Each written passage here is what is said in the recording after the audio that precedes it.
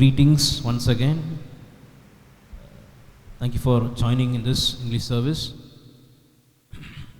We see many people, many friends, many family members around us, and we at one point of time get fed up. So by looking all these family members, some people, some friends, some relatives, some people whom we know, at particular point of time we see them and we get fed up in our lives. So there are many things which makes us fed up. So there are a lot of things, but out of all there is particular thing which we don't have or we don't want to experience. We don't have the patience to experience, or we don't want to experience several things in our lives. So, and unfortunately, almost all have experienced this one thing which I am about to talk to you. Sometimes from others we experience several things, and sometimes you yourself would be that person who gives these kinds of experience. So this thing which I am about to talk is something which disappoints everyone. It is not a good one. It is not something to be welcomed. But there is no other go other than experiencing it. So sometimes people around us does this, or sometimes we ourselves do that. So you may think, what is that one thing that I am talking about? That one thing is nothing but late. Being late or doing late. Being late or doing things late. So this is that one thing which I was talking about. And see, we can tolerate any naughtiness of our friends. So we can just hold on, and we can be patient with all the naughtiness that our friends do. But we cannot tolerate this one thing. So we see, but we cannot easily pass through. So the reason is that once a person who is always late to something, we cannot take him lightly. So for an example, we see being late to class. How many of you been late to your classes, to your schools, to an event, to any function? So to church, have you been late? Most of the times we skip the time, or we forget to reach on time. We miss. So being late to work, late to classes, being late to church, being late to an appointment, an invitation, anything. So some people will go to the place soon. The first people which I was talking about were people who go late to a place, reach very late to the place. But second category of people which I am talking about is they reach the place very soon. So they will go to the place soon. They will reach the destiny, the event, the church, the class, the institution, the tuition, anything. They will reach first. There is no doubt. There is nothing to be blamed about that. But they will do the things late. They will reach earlier, but do the things very late. So when we take in a classroom, if the class starts at 8 o'clock or 8:30, people, sometimes many students, they just get out of their home by 8 o'clock or 8:30. So the school is 8 o'clock, they will start their journey at 8 o'clock only. But there are another group of people, other friends, who reach the school at 7:30, half an hour before the class starts. They will come early. At the time of class, they won't be doing their things. They will be dragging their work from from morning till evening. They will be very late in doing their work. So being late disappoints us, as well as doing things late also disappoints us, right? So this is what I was talking about, I was telling you about.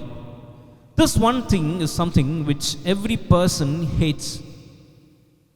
Some people will be highly involved in this thing, being or doing things late. So all these time we were talking about others, the other people who are late, who are coming late, who are going late, reaching late, doing things late, etc. But when we do things late in our personal life, when we do something late, something very delay, or be late to a place, to an appointment, we don't feel for it, right? So when other people, when other friends do something very late or be in a place very late, we get very much angry. So we will be at the peak of our anger. But when we do not do things properly, and we being late in all the things that we do, we won't feel anything. We won't feel sorry. We won't feel anything about it, right? So telling others and scolding others for their late, we easily do that. We easily complain it to the teacher or the parents, anyone. But when we are late, we make sure that nobody is looking at us and nobody is noticing us. So when we are late, it disturbs others, right? So when an event is taking place and some 5 to 10 people are coming inside, in between the event or in between the church, what happens? So they are very late to the church, they are very late to the class, they are very late to the event. What happens at that place? All the other people will look at them, they will watch them. So we will tend to watch them, why they are late, so who are those people, and etc. So it disturbs other people and it makes things difficult for others. When we take our church, people who come by 8:45, 8:30, 8 o'clock when the message starts, it will be very much difficult for other people to accommodate them, because the chairs will all be filled and there won't be any chair left as it is. So people need to take chairs from inside and they need to see which place is vacant for them, and they need to put the chairs and sit and listen. So all this time it disturbs others as well as it disturbs themselves also. So people coming late, they will listen half the sermon, half the message. They will worship, they will join in between the worship. They won't know what happened before them, what songs we sang. So they won't be part of it. They will immediately enter in and see things going on and immediately they join. So many of us would be latecomers in many things, right? Even I have been a latecomer in many areas of my life. So not punctual, not holding on to the time and other things. So what happens when some people are late? So now you tell me, what happens when some people are late to some place? What happens? They will write the exam late. Yeah. Any other example like that? Any other answers? When a person is coming late to a place, what happens there? We will be blank. We don't know where to start. We don't know where the other people left. And as Shiny told, in an examination, if the student reaches to the exam hall very late, what will he write in the exam? He won't write anything, right? He won't have any time to complete the exam.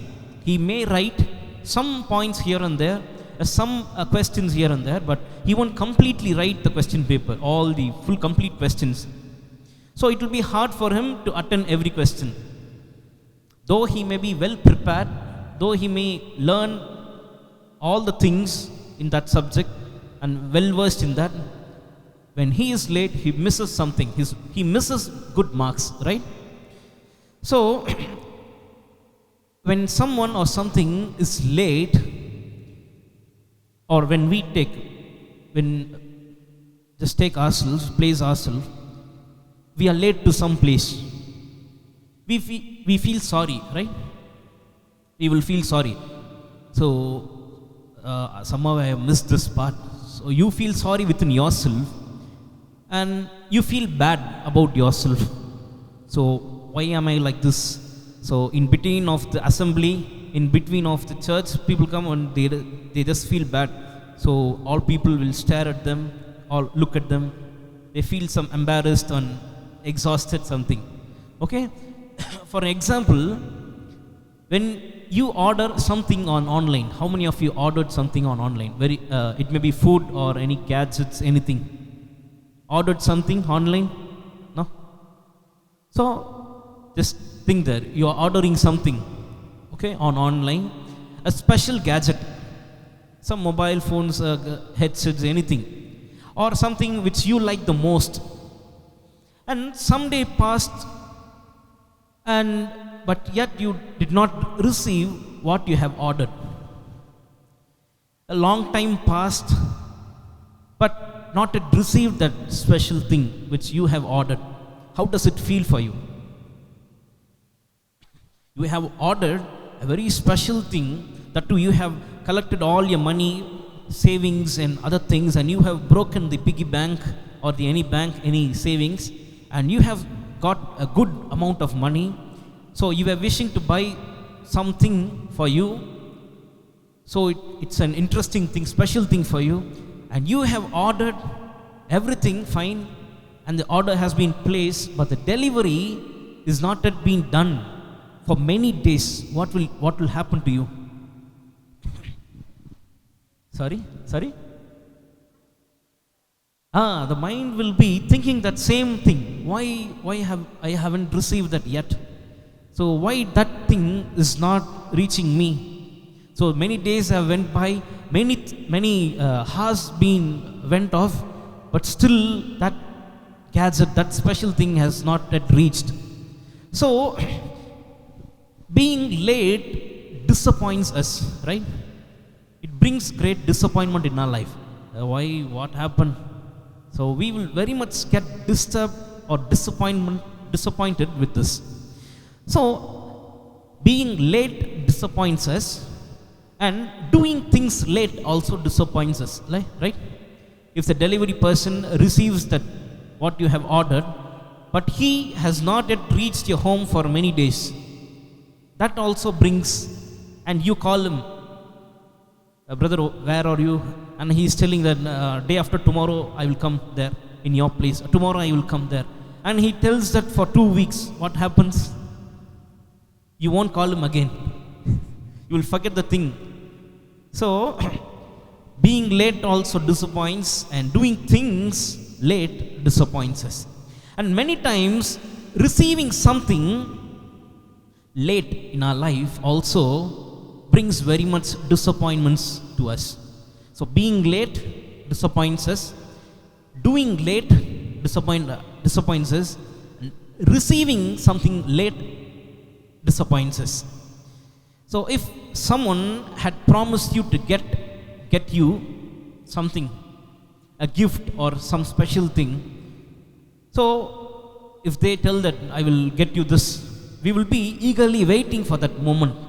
We will eagerly wait for that day, that hour, that time to come. So we won't sleep peacefully. So all our thinking would be like, oh, this person has told me that he will give me this, he will buy me this one. So there won't be good sleep, there won't be good rest to our mind. Though we may sleep peacefully, but our minds will be focused on that particular thing. So in a family, in your family, any family member of yours or any relative is in abroad, Canada, Switzerland, America, anything, German. So he is in foreign place, he is in abroad, And they tell you, they ask you, what do you want from that place? So he promises you, I will get that definitely anyhow. You just tell me whatever you want. No matter how much it costs, I will get you that. So your family member is in abroad, in a very good area, and your relative may be in abroad, and he is asking you what you want, and you tell something which you like the most, or things that are not available in India. Okay? So that person asked you something and you have told them something, but they come very, very late, many months or few years later. What you will do? You will totally forget what we told them. So whatever things or whatever special thing or gadget, anything that we told them to buy, we ourselves won't be remembering those things. So many months we might remember, but some years pass by, we will definitely come to the conclusion that he is not getting that. So he is not coming, he is not getting the thing for me, he is just lying, right? So how many people have experienced it, right? Many of people have experienced some similar kind of thing. So how worse it will be for us when someone promises us that he will get this thing, and he is very, very, very late in coming, and he is very, very, very late in buying that and sending it. So we feel like, why this person asked me, and why I said this thing to buy him. So why so late? Why things are happening very late? So you may go to the extent telling that, I don't want that anymore. I don't want that gift anymore. What I'm going to do with that? So I'm fed up with that. So I'm fed up with that person. I'm fed up with the family member, the relative. So I don't think he will get me that. All these things comes to our mind. So see how this affects us personally. When someone promises and does not buy or does not send something. So how it affects our relationship with that person. We won't talk so happily with that person again. In our corner of the mind somewhere, we will have that person. Oh, this person promised me and he did not buy this. So I'm not going to talk to him very happily, not freely.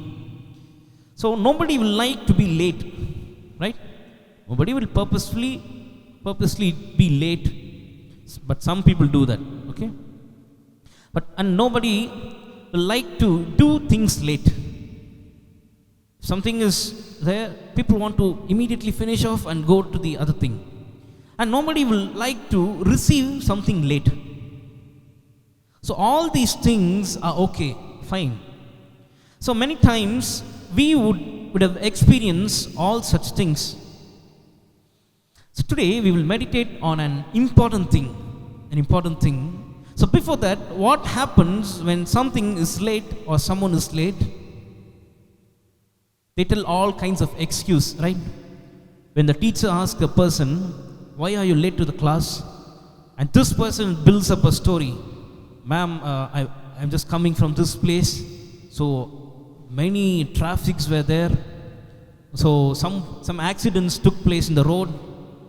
So a great accident took place, and the people were very much crowded at that place. So that is why I'm late. Ma'am, I'm coming from out of town. So this morning only I've reached Chennai. So that's why I'm late. Ma'am, my food was not prepared by my mom at that particular time. So I was late to my class. So when someone is late, they give many excuses for it, right? So this is why I'm late, that is why I'm late, this is the reason, that is the reason, and so on. So after all, everything, what we get is only disappointment. What the teacher ultimately gets is disappointment from the student. Because he tells all the reasons, and all the reasons are not valid. So invalid reasons set by the student causes disappointment to the teacher. So that's the only thing which remains at last, disappointment.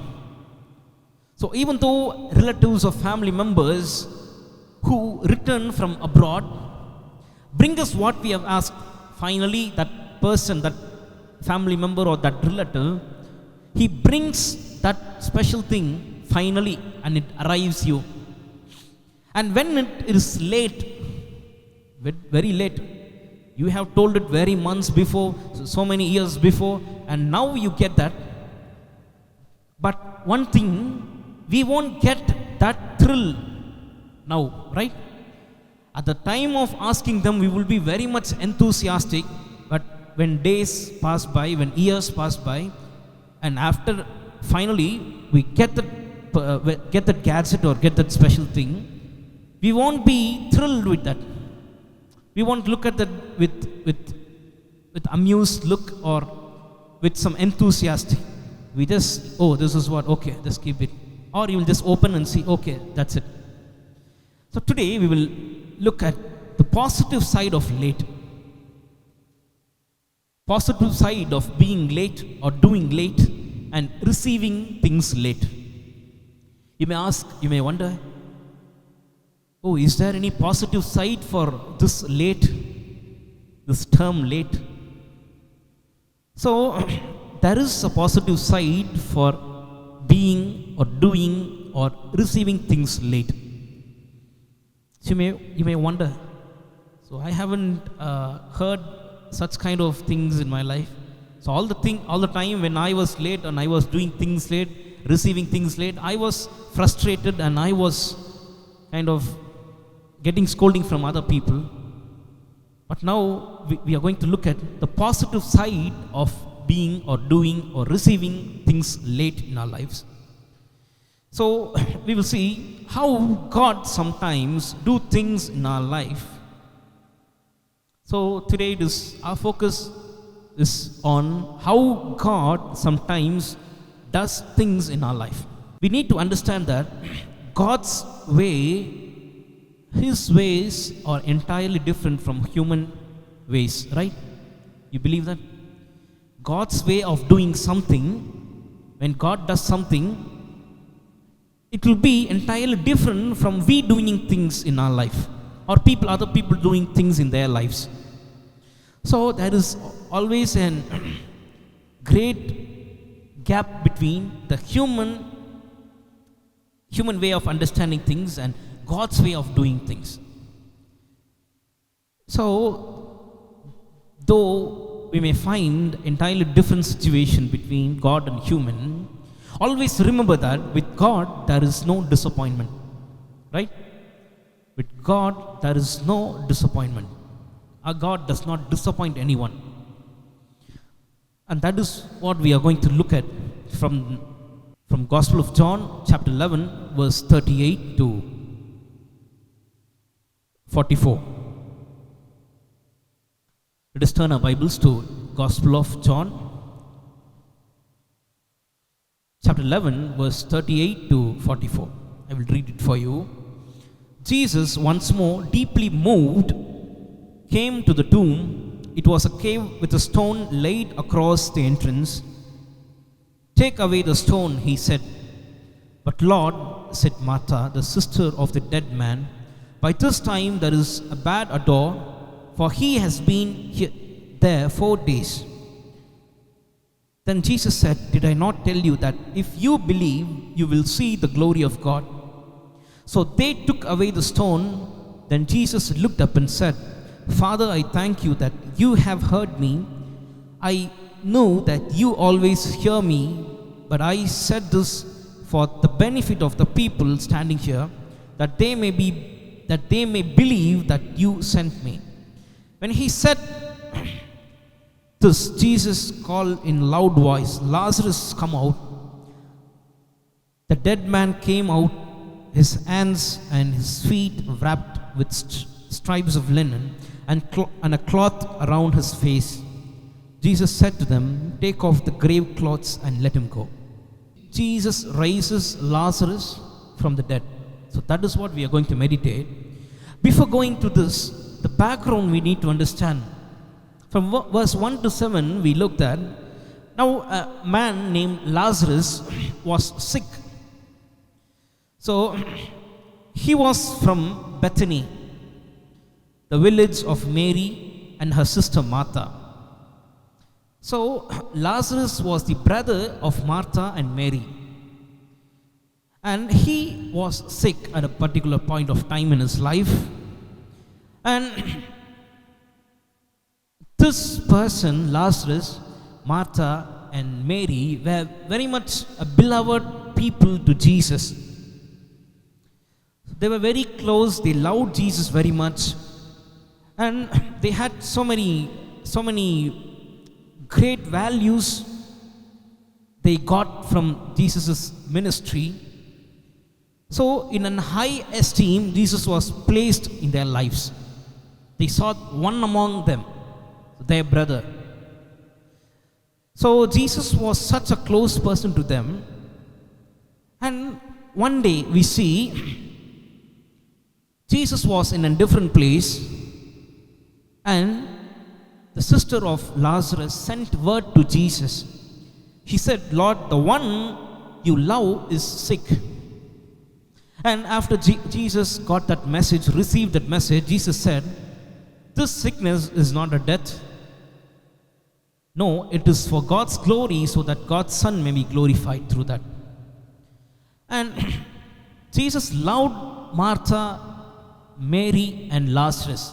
Not just these three people loving Jesus, but also Jesus loved them so much. And after hearing, Jesus stayed at that place for 2 more days. And he stayed and he told, "Let us go back to Judea." So that is what the background of this story is all about. So verse 38, it says, Jesus, once more deeply moved, came to the tomb. It was a cave with a stone laid across the entrance. So Jesus, after calling all his disciples and telling them, "Let us go back to Judea," now he has reached that place. So now Jesus came to the place of Martha and Mary because to see the tomb of Lazarus, the beloved one of Jesus. So many times we see Jesus moved with compassion. When Jesus saw a group of people, he was moved with compassion. When Jesus saw a particular group of people, he moved with love. So he was totally with affection, with compassion and everything. So Jesus had all human feeling, because when he was alive on this earth, he was 100% God as well as 100% human. So he had all the feelings, compassion, love, anger, everything. So that is why we see he deeply moved. So he was 100% human as well, and that is why in his emotion he was deeply moved while hearing that Lazarus is dead. So he took people with him, maybe his disciples or the people who were in that place, and reached the tomb. So that tomb was not an open tomb, but it was closed one. It was closed completely. It was a cave with a stone laid across the entrance, we read in the verse. So no one can go in, nor anyone dead can come out of that tomb. So Jesus said to the people, "Take away the stone, move away the stone, roll away the stone, take the stone out."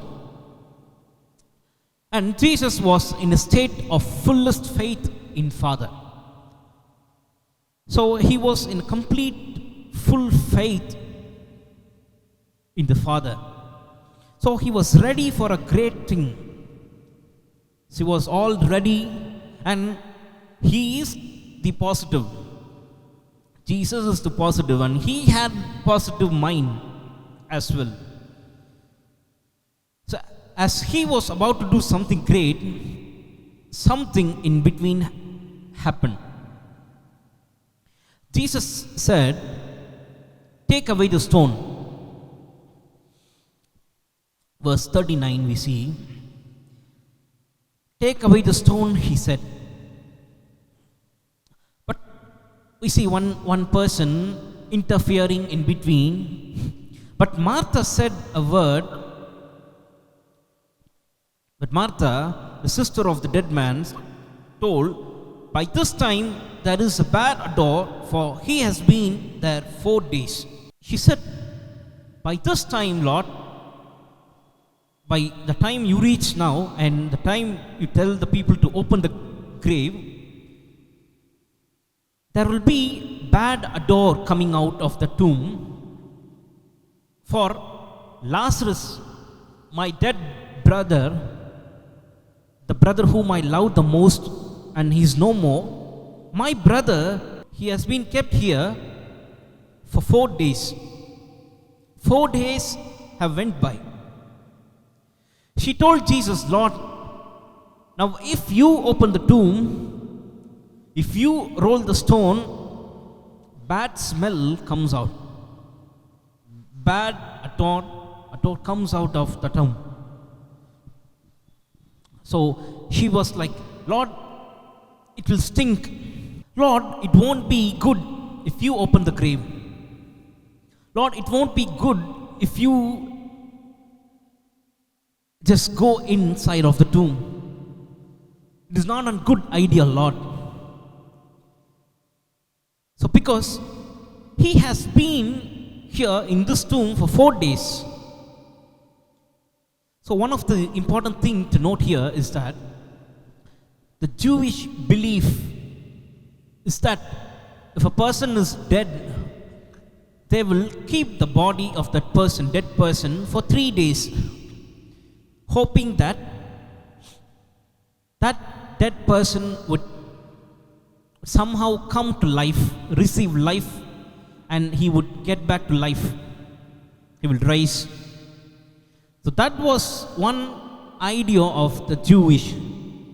So in a funeral we see a person, the dead person will be, his body will be laid in a place, and 1 or 2 days is fine. But when the body is being kept for 2, 3, 4 days, it gets decayed. It starts getting decayed, and a bad smell comes out of that body, out of that dead person, right? Bad smell comes off. So in a funeral, how many days a body can be kept is for 2 days. And now injections have been put, and for many days the body is being kept. But at that time, even some 10, 20 years before, just 1 or 2 days, that's it. 1.5 days, that's it. So immediately they will bury that person, because of the bad odor which comes out, as well as the disease that comes out of that person, dead person, that body. See, Martha spoke practically. She saw things and decided something for herself. She saw something, and she, in a practical way, she decided something in her mind. She was very, very practical, but she forgot one thing in her life. God does things supernaturally. So above practical things, above imaginations, and above all thoughts and ideas, there is God's way of doing things, and His way of doing things is supernatural. We cannot expect a practical way of God doing things in our life. So verse 40, when we look, we see, then Jesus said, did I not tell you that if you believe, you will see the glory of God? We see Martha had already seen and heard what Jesus did to others. She closely watched or probably heard what all Jesus did. So casting out of demon, rising up the dead, wonders and signs and miracles that happened through Jesus Christ. So although she knew all that, when it came in her own experience, when something came in her own life, she refused to believe God. She believed what all Jesus did in others' life, But when it comes to her life, her brother's life, her family, she refused to believe, or she forgot to believe in Jesus and his wonders. We can take she refused at particular point of time, or we can take she forgot to believe in Jesus. So she did not have belief in God's act. A believer became an unbeliever here. She herself was not sure about Jesus doing wonders. She thought, oh, this Jesus, can he do this? So it is impossible there. So he's dead, and almost 4 days have passed by. And I don't think that Jesus won't be able to raise my brother up. So she thought that it can't be possible. No, Jesus, it is highly impossible. Jesus said, if you believe, you will see the glory of God. Jesus told Martha, if you want to see God's glory, then believe. Verse 41 and 42. So they took away the stone. Then Jesus looked up and said, Father, I thank you that you have heard me. I know that you always hear me, but I said this for the benefit of the people standing here, that they may believe that you sent me. In these two verses, we can see Jesus completely had the confidence, Jesus completely having the faith, completely having the connection with the Father, with God the Father. One side, it was clear. Jesus and Father, they were in one spirit and one essence, in one connection. But on the other side, things were not clear. Jesus and Martha, her belief. Jesus completely believed in Father who sent him. But Martha and Jesus, when we take them, Jesus had 100% faith in Father, in his Father who sent him. But Martha had 0% of faith in Jesus. So think Jesus, Father and Martha. Father, Jesus, Martha. Okay? Jesus had fullest faith in his Father, but Martha did not have fullest faith in Jesus. So why Jesus prayed here? Jesus, he himself was God.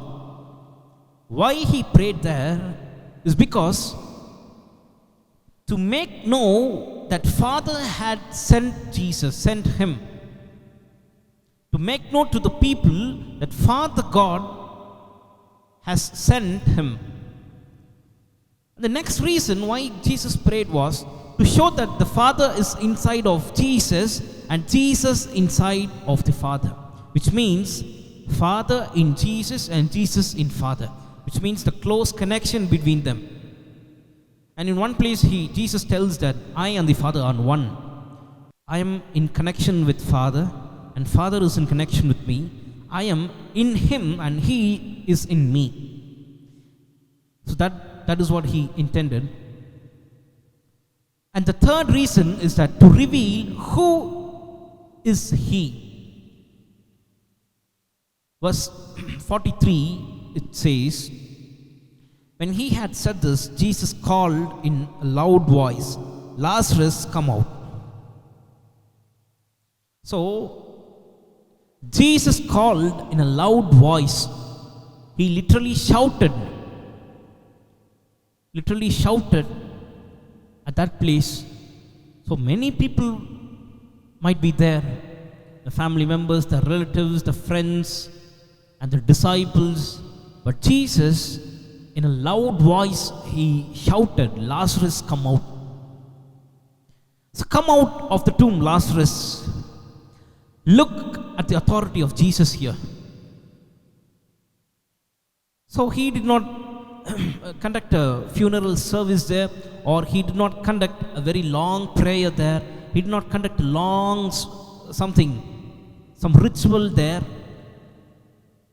But his authority, in his authority, he said, Lazarus, come out. Just 2 words. So what happened next will just make us feel amazed. Verse 44. The dead man came out, his hands and feet wrapped his strips with strips of linen and a cloth around his face. So what happened here is that this Lazarus, this dead man, this dead person, this tomb man, he came out of the tomb. So just imagine a person being dead for 4 days, put inside of a tomb, and immediately Jesus calls this person, Lazarus, come out. Immediately this dead person for 4 days, he comes out of the tomb. This person, decaying person, he comes out of the tomb, he steps out of the tomb. Jesus said, take off the grave clothes and let him go. So just imagine this thing, just visualize things in your mind. How much wonderful it would have been in that place when the other people saw this great wonder and this great miracle in their own eyes. So how much happier they would have felt, or at the other point, people would have got afraid of looking Lazarus, because nobody had ever seen a dead person coming out of the tomb with a life in him. So what we learn from this incident, from the life of Lazarus, we need to look at. So weekly, every Sunday, we learn something from the Word of God. So in your personal meditation, as well as in this place, in this service, and in all the other service, we as followers of Christ, we who have the Bible in our hands, we should not read it as it is, it's some kind of story, is a Lazarus story, and just move on. No, that's not the point here. So what we are going to learn from this event, that is important. So Jesus was laid there, right? As soon as Martha, the sister of Lazarus, she sent word to Jesus. Jesus did not start immediately from that place. He was late to that place. He delayed purposefully, with intention. Intentionally, Jesus was late to Lazarus' tomb, to Judea. So his delay and his late in arriving to that place was for a purpose.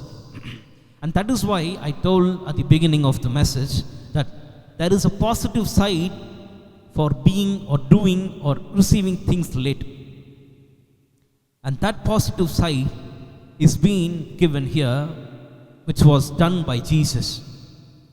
So, one thing we learn from today's meditation, there are many things, a lot of things, but we will stick on to the one thing. So, the one thing that we're going to take home is that why God does some things late in our life.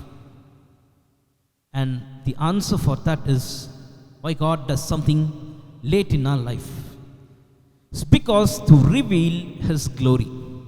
And that's the answer, that's the reason. So, when God does a thing late in our life, when He is little late in doing things, in fulfilling the promise, He may be late in doing that, but He will never leave that or forget that. Maybe His act may be delayed due to reasons, but He will never forsake what He has promised us. So, we may ask many questions. Why God? So why you're doing things, this thing, particular thing, very late in my life? See, all the other people have experienced great things in their lives, and great things from you. And when it comes to my life, you're doing things very late in on. And why do I suffer? And why do things get very late in my life? All the things that I touch or I do, it is becoming late. Lord, I am seeking you, and I am your child. So why all these things are very going far? It's very discouraging me. So the answer that Jesus gives us today is to reveal His glory. And that is why in verse 40, Jesus told, "Did I not tell you that if you believe, you will see the glory of God?" So, to reveal His glory, we need to have belief in Him. So, without belief, without believing in Jesus, He won't reveal His glory to us. So, He is sure. He promises us that I will do wonderful thing, glorious thing. I will reveal my glory to you. But only requirement He puts forward is have belief in me. So the dead person came to life. And in our situation, things that are getting decayed and gets bad, adore, and things that are impossible for us, only Jesus can make it possible. So we should not think that God does things very late. So He's very late. We should not get frustrated or disappointed or exhausted. So our life is in God's hand, and when He allows something, it is for a purpose. When He delays something, it is also for a purpose, and that purpose is to experience and to see His glory in our life, so that we will be a greatest testimony for others, and we will be testimony for God also. So let us look to the Lord in prayer.